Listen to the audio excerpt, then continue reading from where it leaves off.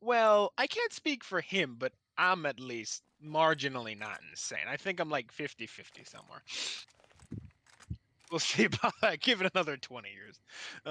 Anyways, so long intro out of the way. Today we'll be talking about an interesting topic that actually only was inspired to do quite recently, and I asked, and we agreed to do it, and it's the idea that video games. People keep saying a game is dead when really that's only about true. Actually, quite rarely, truth be told, A game is only dead when some people let it. We'll see. when the What do you? developer lets it. Which, I mean, in fairness, that is kind of a self-defeating argument because in an age like this, where companies are desperate to leech every last cent, they won't Well, shut it a down until company. the game literally goes bankrupt. Yeah, a company will only really let a game's dead when there's no players and it's absolutely not even making money. hmm Yet I would like to say that would be your. For those who say a game is dead, I would say that the best way of telling if a game is dead is kind of in the words of Muhammad Ali. Didn't know I'd be quoting him this episode, but here we are. It ain't over till it's over. Like until the studio or publisher, usually if it's under a publisher, say, okay, this game's done. It's never really going to be done. I mean, there's a ton of games I can list that are still alive and well to this day.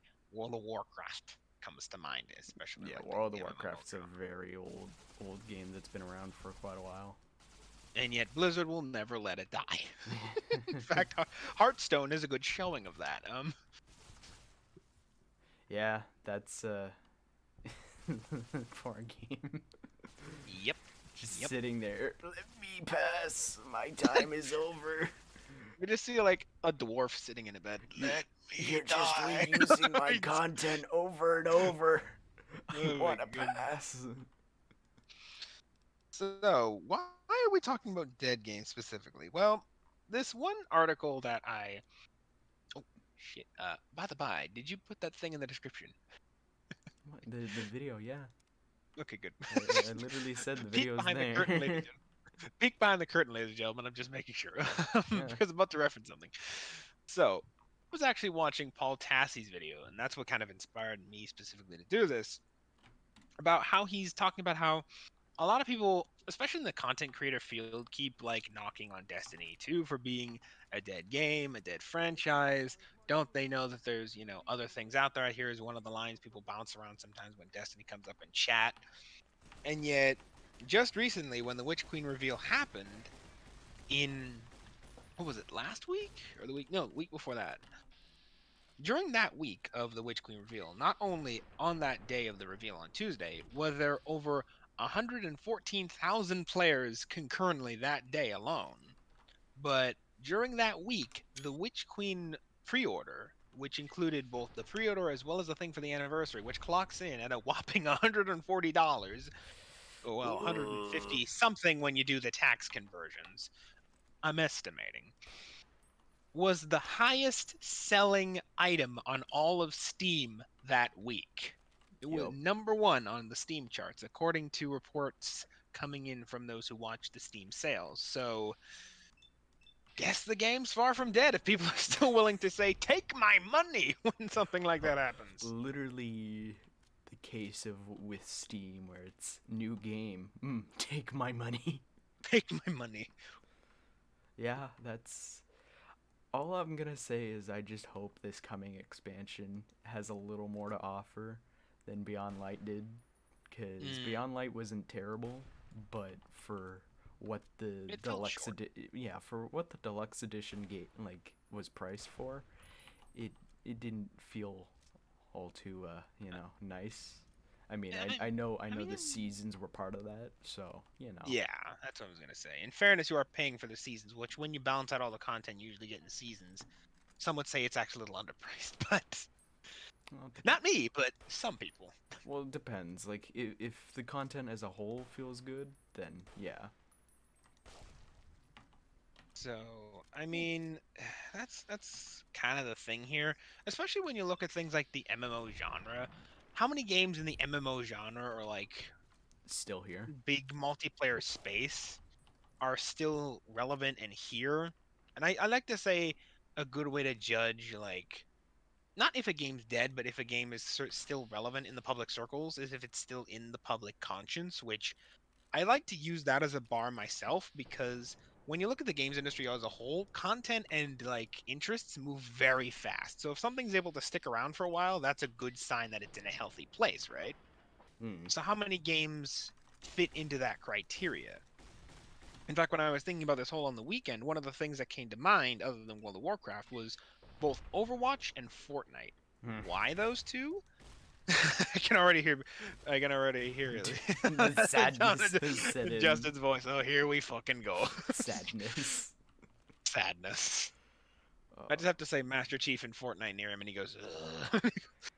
Ugh. uh, I just gotta say this real quick. With some of the decisions sure. people are doing with Fortnite and like some of the publicity things that they're going for, oh, God, like why are they doing this?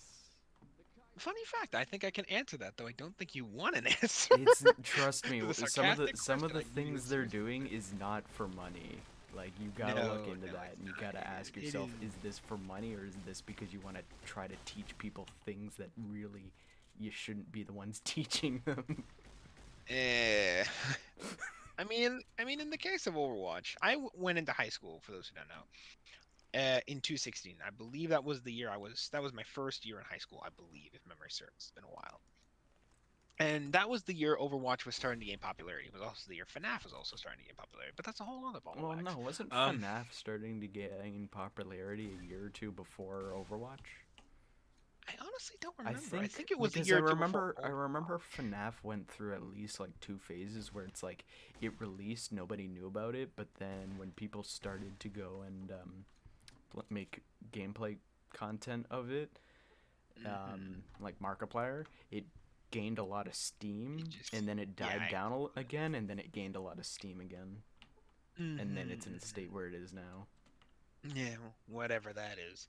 The void. Yeah, pretty much. I can't remember if it was 216 then, or you are right though. It was a few years. It was I 2 years. think I think FNAF, the before it first game of popularity. FNAF came out at 15. I So think. might have been 17. I'm referring to. It's been a while since I remember when Overwatch gained popularity, Yeah, but around my high school years. yeah, it was definitely high school. It was about I think Revealing yeah, our age here. yeah, I think somewhere around 16, 17. Yeah. I Mm-hmm. think it was announced 16. I So, wouldn't actually be able to answer that. You may be right. but yeah, So there's that. there is, yeah, and then you saw it being in the public conscience for a while. It was the next thing since sliced bread. Everyone thought, oh, it's going to go into the esports league, and to some degree, it kind of has. Kinda. I mean, Overwatch was a good game for what it was. It's Hmm. just there comes a point where like it's kind of like destiny in the sense that you've got like this power and you can do special little things and instantly kill people sometimes. And it's I like mean, it gets to a point where it's like it doesn't really matter about what your skill is because it just matters how long you can wait until your thing cools down. Like I I'm played like, Overwatch for a while and that's how I can sum it up mm. because a lot of it felt like that when I was playing against people. Just oh yeah, I'm gonna hide behind this corner. You're chasing me down. Oh, I'm just gonna run away. Bye. Mercy player, no. No, Runs away at the side of danger. literally any DPS player. Just goodbye. Any DPS. He's fucking Bastion. Nope, I'm gone. Oh my goodness. Yeah. But well, no, that's a tank, not a DPS player. Who would be DPS then? Nah, who No. cares? Bastion's DPS. Is he? I know Yep. when he's in his turn, he deals like a crap ton of damage to like a meta Yeah. meta amount. I mean, mobile sentry gun, my guy. Yep. But back to the But point. back to the point here. You see things like that. Overwatch, it had time in the shine. But here's the thing about things, especially when you're in the MMO space with live content. Most games in the MMO space are almost in a way made where unless there is new content or something new being plugged into the system a lot, it will eventually start dying down. And that's kind of what happened with Overwatch. It had a few seasons, if memory serves, but it eventually started to curtail. And then it got replaced with Fortnite, which here we are now. And even then, like there were like reports, I believe, that came out from Forbes. I think it was from Jason Schreier who reported on it actually, who reported how when Epic learned about the massive like exploding success of Fortnite, they ground their players to the not their players, their developers to the grindstone in an attempt to make sure that the game stayed relevant. And in a way, you can almost see that they kind of are, kind of what you were it, saying, Justin, that it's these still events are there. almost like a tent for popularity. Yeah, they're trying to bring people in. Though, to be honest, some of the events they do isn't particularly something that would bring in like people to want to play their game. Like some of the events are like, but why? This isn't your target audience for this game. So you're not gonna bring in more players doing this. Bring in the 80 to 90 demographic. Yeah, like you gotta The 80 to dead demographic. like I know I like I don't know, man. I don't know. There's some old people who are pretty popular who go and play video games and stuff, but I mean, come I mean, on. You're not gonna that's not all the old people. It's only the old people who are either willing to be ridiculed or are actually pretty good at like either commentary or the gameplay. yeah. So there you kind of have it. You can kind of see signs like one of the things you can kind of reference, I think, would be a good judge of a game's health in terms of the MMO or kind of fighter space or just any kind of big, uh, like popular space the games industry.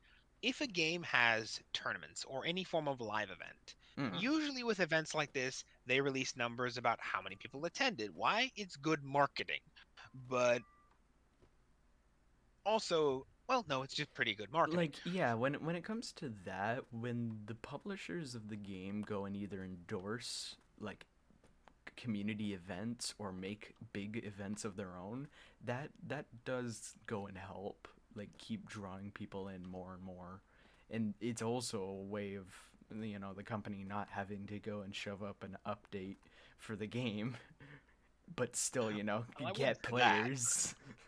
I wouldn't say that, but if nothing else, it is a very good way to judge the overall health of a game because most of the time with these live events, most of the core audience will be in these events, typically speaking. So it's a good way to get a pretty good gauge on the most of, if not the entire core player base, which is pretty much what you're aiming for when you're looking for the health of a game. You'll always see people that, pick up a game, try it, come and go. You'll always find those, you can almost say, fickle players that never really stay around. But those core demographic players, those will be the things that keep your game around. Hmm. So events like this, The more going to you the the more you do to keep them interested, the better. mhm. Going to the Fortnite around to the Fortnite. It's almost like a disease. The Fortnite. I The mean, Fort. I don't want to say it I is, would. but I kind of feel like it's turned into one. I don't want to say it is, You but know, I'm not it gonna comes to deny a that it point may be. where people do stuff so much that you gotta question it. Oh my god! It's I'm a just seeing mold that just fests in your mind. You must become the Trust me, dancer. as we speak, there's a Fortnite character flossing in my head, and I'm trying to throw everything at it to get it out. Oh Don't worry, god. I've got you covered. I've got some Fallout gameplay here to get your mind out that If nothing else, like after the stream, I'll just like 3 cc's of some random music from a game that I do like. 30 200 cc's immediately. pounds. 200. Yeah, no, 200. Fucking 3,000 cc's of some random game music. Quick, get the Nyan Cat syringe. Click. Oh god. The true That's earworm of songs. that's in a syringe in a glass case marked "break in case of emergency." Yeah. Uh, only when necessary. Only then. Um, Danger. Please do not use unless absolutely necessary. absolutely necessary. Oh goodness. Anyways, going back to the point, at the height of Fortnite's popularity, you have numbers in the tournaments that the tournament numbers, the Fortnite Cup was over a million, it was around or over a million players that were watching. That was at its peak of the tournament, around when it was most popular. Nowadays, you're only seeing, I think, a few 100,000 turn out to these tournaments. So it's a good sign that well, I wouldn't say, well, good sign depending on who you ask, To a point. to a point that there is indeed like a tailing off of this popularity, and it is starting to decrease. Will it bottom out? Maybe not. I honestly wouldn't put it past Epic to just keep it on life support like Blizzard does with Warcraft throughout the rest of eternity. But it is a good sign that it is slowing down in terms of popularity. It might even fall out of popular circles. Who knows? In my case, well, I think in our case, I can speak for both of us in this one. We can only hope. Yeah. Doesn't end well. We'll see. So interestingly enough, though, Destiny, when Activision owned it, was actually, from what I remember, Bungie. Every time I mention one, I always screw it up and always like intertwine with the other. I mean, Bungie is Destiny and Destiny is Bungie at this point, so yeah, same thing. Hmm. Eh, but anyways, so when Bungie and Activision were working together, and by working together I mean Activision was literally lording over Bungie. Activision was almost afraid of using the word MMO and would like shoot down anyone who even so much as mentioned the word MMO around Destiny. However, nowadays, now that Bungie is basically working as an indie studio, more or less, they aren't even they're just literally calling it an MMO. Like everyone's kind of accepting it for what it already kind of is, and just Activision, I don't know for whatever reason was afraid of calling it. I don't know why. Yep. And so where does this leave us? Well, it leaves us in a very interesting spot of Bungie falling into, there I do it again, Destiny. Destiny. Say one and I accidentally say the other name instead. Ay, ay, ay. I The have to stop cursed doing that. words. Not even, I just screw them up.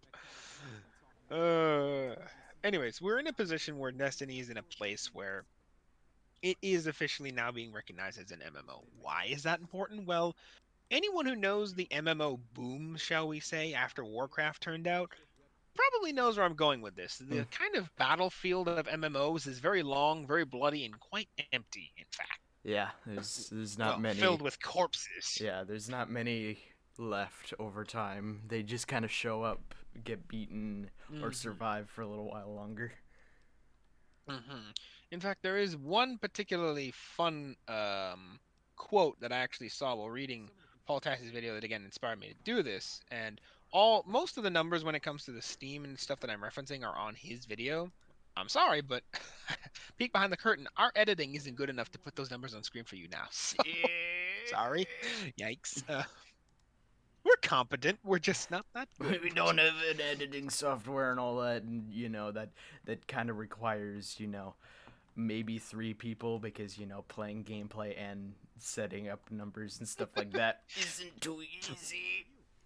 Like and subscribe so one day we can eventually get money on these videos and we can actually get 4 decent software. Mm, One day. we'll One see. day. Anyways, one quote I particularly liked under his video was from TTW. Shout out them if you're ever listening. We'll When he see. says, I remember when Destiny 2, when the Division 2 and Destiny 2 were going head to head as the premier looter shooters. Well, 18 months later, one has a player base eager for a $90 expansion, and the other has moved all its devs to other projects. Destiny is far from dead. Yes. So again, it just kind of goes to show you things like looter shooters and MMOs, which these days are kind of being used intermittent, like basically are being melded together, and well, not melded together, but where there's one, you'll typically find the other because MMOs are able to be monetized. Looter shooter MMOs even more so. Money. Indeed. So it is that kind of thing where you look at the battlefield of just corpses of MMOs, and very few are still standing. How many are even in the public conscience anymore? Again, one of the ones I like to reference is Warcraft. It's still in the public conscience, despite coming out in what 2000 and I don't know 9 or something. I don't freaking know. I think it's Around around there. there. Around there. And that even actually arguably even started the MMO boom, and you started seeing MMOs all over the place. But again, all of them have either completely died off or faded from the public conscience to almost being obscure and obsolete almost. Yeah. Once when it starts to fade, it goes pretty quickly. Hmm. And yet, when you look at things like Destiny, it is a game that itself is almost a decade old at this point. It is 7 years old, last I checked. Yep, around there. Not many games, just in general, manage to stay relevant for 7 years, let alone three. Or should I say, 3 years, let alone seven. Most games typically fade from the public conscience within what, 3, 4 years? Maybe Depend that if they're good. Yeah, depending on what it is. Like if it's a franchise, like If it's a franchise, that's yeah, a whole other issue. if it's like the difference between Call of Duty and Halo would be some Call of Duty games will last a little bit and then just suddenly disappear, whilst a Halo game might last for quite a while depending on how it performed.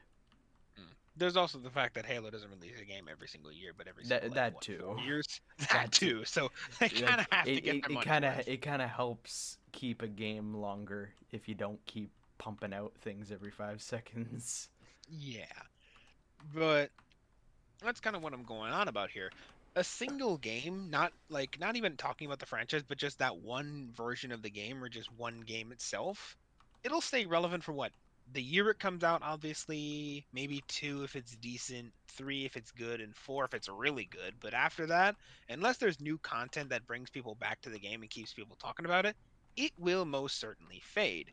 Very few games can stay around for 2, 3 years, let alone seven in the public conscience. And again, that is going on to the fact that Destiny 2 does keep releasing new content. And on that note, you can kind of even see this logic play out when how we're talking about Overwatch fading from public conscience. Guess who? Guess who just announced they're releasing a sequel? Hmm. Overwatch 2. So you can even kind of see this Well, logic play out real where, quick, Overwatch 2 has been yeah, announced for quite a while, and it's kind of well, been there's that put into a limbo state for a while. there is that whole thing about COVID and now the whole lawsuit with Blizzard and Yeah, Activision. but I'm not sure that's helping development. they announced it quite a while before COVID. True, true. Like, there's that. That is a fair point. So who knows where they freaking are with that? But again, you in that kind of logic, you can even see that logic play out where unless either a new expansion or just a new version of the game gets released, all kind of relevancy in the game will just eventually curtail off and almost vanish entirely eventually. Give it enough time. It's only very few games that can go a while without releasing content, yet still generally remain relevant. When you're talking about franchises, on the other end, as you were kind of saying, Justin, Mm. that is a whole different ball of wax in a way because there's more than just the game being released. There's multiple games. There's, in some cases, even It's media outside the game being released in the form of movies or when it books. comes to a franchise, it's basically a type of balance. You have to keep releasing new games, but don't release them too soon to the point where the game you just released is going to have a completely gone population. Because that way, you can get more out of the game that's already out than you already got than just releasing the new game now. Or, in other words, Activision's business model. Um, Release, release, release. and then released again. Do it Um, again. Honestly, that's kind of the logic there, where if you release a game for the franchise almost every single year, if not every single year, the last game will lose relevance basically within that year. You're basically, once that happens, basically nailing a hard expiration date onto a game once you start getting into annual releases of every few years, or in the case of Activision, every freaking year, because why not? Why not?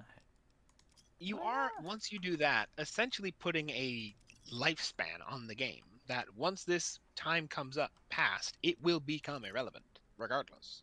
Yeah, it's a fine line that you have to be careful about. And that's the problem with, again, annual or semi-annual releases where again, you are nailing a hard expiration date onto a game. Hmm. That's why when it comes to games, sure, release a lot in the franchise if the franchise is popular, but don't always make like, oh, by this year, next time, we'll have a new game. Just say, we'll probably have a new game sometime. We'll A see probably about good it. example of this is maybe the Pokemon series in a weird way, which is another evergreen series, but again, that might have to do with Japan and their love of old concepts and old things. I'm told they were still using dial up there for a while. They might still be using dial up there. I don't freaking know. But what can I say? They're still getting their good use out of things.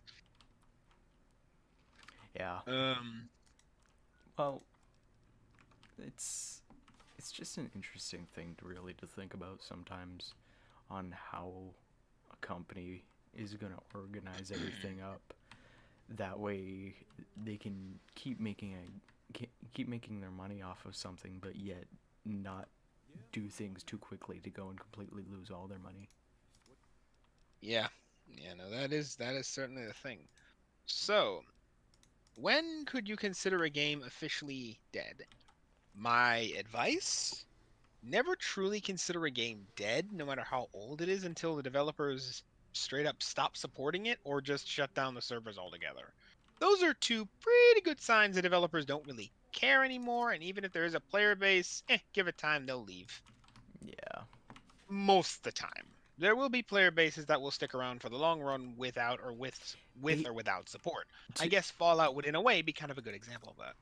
Yeah, like there's going to be some games where a community that sticks around for a long time, if they do stick around, then it's likely because the community kind of has a way of creating more content themselves. Like Hmm. they can create stories and their own art and all that, and that's what keeps people coming for more content. Weirdly enough, Minecraft is actually a pretty good example of it's basically a whole game based around that very concept. Yeah, and you just make whatever you want to do, my guy. You just do what you want. Hmm. Hmm. But in my eyes, again, never truly say a game is dead until it is, dead, dead. until But with until that said, like the company itself says all right, goodbye. yeah, officially or in some cases unofficially, because companies will do that too. If it's making money, they won't shut it down, but they will in the case of with in the case of TWW here, forgive me, my Mm. tongue is getting twisted. Mention that the game may not get shut down officially because it is making money. It would be stupid to do that, but they will move all their devs to other projects. So Yeah, no. the game isn't dead, but it is unsupported at this point for the most part. So don't expect anything new to come anytime soon. So you could say at that point it's unofficially dead in terms of the eyes of the developers, at least. However, with that in mind, Ultimate yin you and can yang. say that. Hmm, yeah, you could say, however, that a game is irrelevant or nearing irrelevancy because of its falling out of popular circles.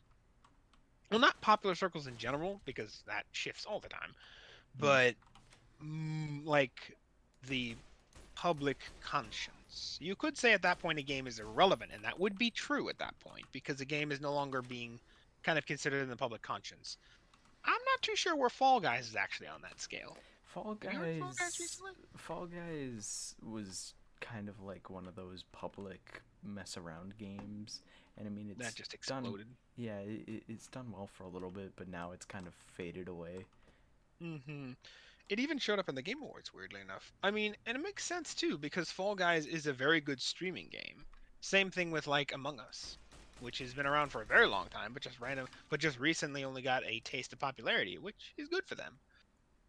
Always good to see an indie developer getting a taste of the spotlight. Oh, God knows there's way too many big companies that have their share way too much. yeah. Well, you know. So, yeah. So, my advice, and this would honestly my opinion, and this would actually be how I would go about it.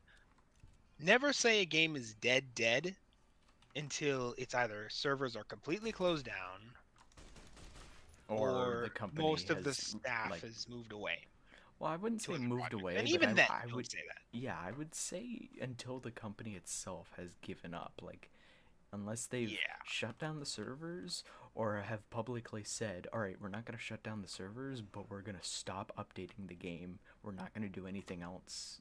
It's Yeah. done. Though, in fairness, don't expect them to always tell you that. Sometimes they'll just quietly do that and move their staff away. So you'll have to be vigilant on that last one. Mm-hmm. Mm-hmm. And in fairness, you're seeing that less and less and less these days because, again, companies are getting more and more greedy. So if there's even a reason to make money off the game, they will keep it around, even if it is completely, as they, even in the mobile industry, even if a game is almost completely dead to the point of non-existence, if there's even 5 cash cows that pay mega money, they're going to keep the thing up whether there's only 5 players or not. Yeah. Why? Because they're making good money off those 5 people. So even then, it's kind of hard to tell with that case scenario. So keep an eye on a game, keep an eye on the development status, and that would be a good indicator of where the developers kind of see it and if the game itself has a future. Still say a game is passed to the point of irrelevance. You can say that and be accurate because, again, look at things like I may be proven wrong when I look this up later, but Fall Guys and things like Among Us, those have now kind of begun to fall out of political circle or I public would circles. I say mean, I would say Fall Guys more than Among Us, because Among Us mm, is still a little bit around, just not as a much. little bit. It's been a while since I've checked, so again, I could be wrong. Mm. Uh, Yeah, no. Again, Among Us is still being streamed a lot still. yeah, you could kind of say Overwatch 1, especially now that Overwatch 2 has been developed and is going to get released sometime, whenever the hell that We'll is, see. has passed to the point of irrelevance. Again, the best way to tell if a game is passed to the point of irrelevance is, can you mention it in public circles and people will be like, I know that game. If a person knows that game, then it hasn't passed to the point of irrelevance. It's just faded out of popular circles for the most point. It's not irrelevant anymore. It's not irrelevant, I mean. It's just passed out of popular circles, which, in fairness, like I said, those move all the time and they move quite rapidly. So don't be surprised when a very popular game is not being talked about much anymore on the internet for the most part by most big popular names after about a year. That's just not the fact that the game is dead or anything. That's just how the system works, really. How it ends. Yeah, that's kind of like how the news, well, it quite literally is how the news cycle works, where it's not the fact that the issue isn't a thing anymore. It's just that, you know, there is other things to talk about that can get them even more clicks, essentially. So that would be my mantra for anyone who wants to kind of, at least in my opinion, more accurately judge a game's status. Never say a game is dead until either all the staff is either completely moved away to get completely gone, or if the staff have quite literally said we're shutting down the servers in the case of something like, I'll say it, Anthem. There's a few people that still know what I'm talking about and have just cringed.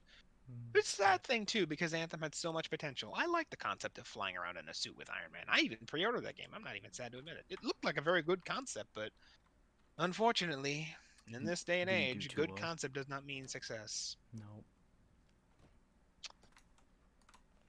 Shame. Maybe one day someone will get it right. We'll see. We will see. We'll see. We will see. So, yeah.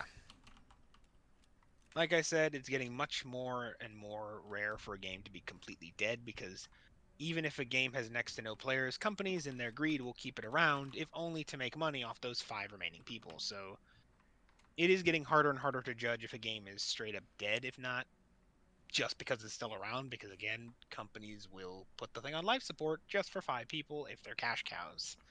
Yep. So it is getting harder and harder to judge. Again, though, it is much easier to judge and much easier to say if a game has fallen into irrelevance. That is still mostly easy to judge.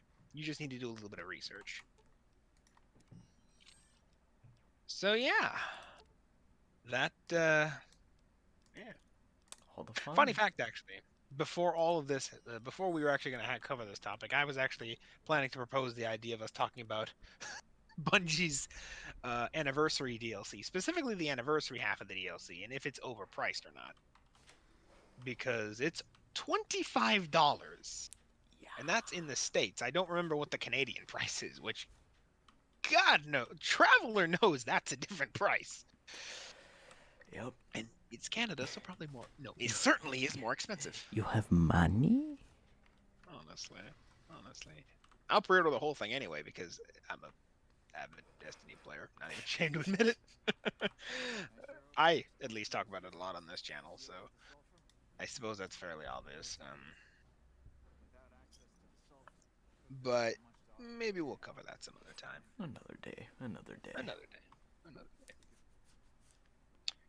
$25 for just one dungeon and some extra, mostly cosmetic stuff and a few weapons and stuff like that. So, and Galahorn. I think that's where the sticking point is with people. It's the idea that they're literally having a $25 something expansion mostly for just one dungeon, and the selling point is the legendary Galahorn. Well, exotic Galahorn. So they're basically hiding an exotic by $25 specifically. Galahorn. Oh my goodness. For those who don't know D1, you probably don't even know what Galahorn is, but it was something of a legend back in D1. I don't know if it was more or less legendary than Touch of Malice, but it was certainly up there. It was certainly up there. Yep. It had its fun. I remember the quest to get it. Climbing that mountain, that damn jumping puzzle. I don't know who at Bungie thought it was a good idea to implement a puzzle to get an exotic where you had to basically commit to a jumping puzzle in a public space in a game that was not designed for jumping. Yeah. This is a first-person shooter, not a platformer. Well, I mean, why not, dude? Why not? The game was not built for that. In fairness, it's a little better now, and I think that's because Bungie has actually tailored the game slightly more to jumping in this game, so they could actually use jumping puzzles without infuriating too many people. But Destiny 1 was not built for jumping puzzles. I mean, that's the thing. It's one thing to tailor some puzzles here and there. Just make sure it's tailored around the game's engine. That way, you know, you're not pushing everything to its limits and angering the people who play the game. Guardians in D1 controlled like a tank or a brick, whichever you want to prefer. Again, not good for jumping puzzles. No agility. Agility at 0. Your agility and endurance are at 0. Have fun. At 0. Have fun. Titan strength 100. Honestly. Well, if yeah, I mean, the point's been made. Hopefully you did enjoy. Yeah, our point's been made. So yeah. Also, side note before we go, I think I might as well mention this. Last episode we did a 2-hour stream, and it seems you guys didn't enjoy that because only 2 views. Well, I'm not. I can understand that. It is a very. Place. It was a very long stream, so from now on we'll try to. We'll stick around the hour mark, if not an hour 30 at most. Preferably. Mm-hmm. We might go a little over, but that'll be where we're at least going to try and stick from now on, because again,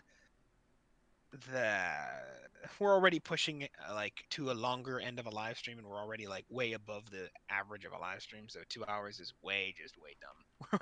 We're our own showcase at this point. Yeah, well, why not? Someone should just give us a freaking TV show. Just give money. NBC, call me. NBC. We'll do it for you. CTV, give me a call if you ever hear this. We'll gladly go on live television. Or at least I will. I will gladly take up the role of a TV show host. Gladly. Oh my goodness. Hopefully you enjoyed. Yes, hopefully you enjoyed this fun episode, I'd like to say. Just a little deep dive into the idea of if a game is dead and kind of how to identify if a game truly is dead or at least irrelevant. So yeah, hope this was fun, educating, and I guess yeah. In the words of the immortal Red Green, I'm pulling for you. We're all in this together.